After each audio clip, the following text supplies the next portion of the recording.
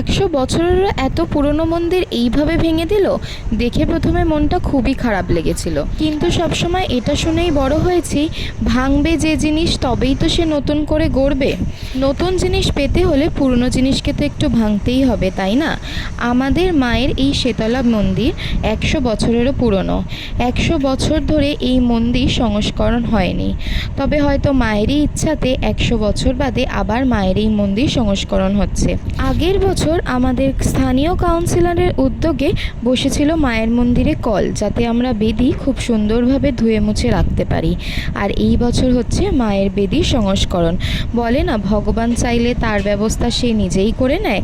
এইবারেও ঠিক তাই হচ্ছে। আগামী 26শে এপ্রিল থাকছে মায়ের পুজো, সন্ধ্যায় থাকছে মায়ের নাম গান, এবং 27শে এপ্রিল সকালবেলা থাকছে ভোগ অনুষ্ঠান এবং তারপরে প্রতিমা নিরঞ্জন।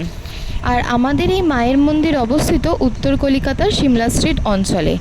আমার চ্যানেলের সমস্ত দর্শকদের জানাই আমার পাড়ার এই পুজোতে সাদর আমন্ত্রণ।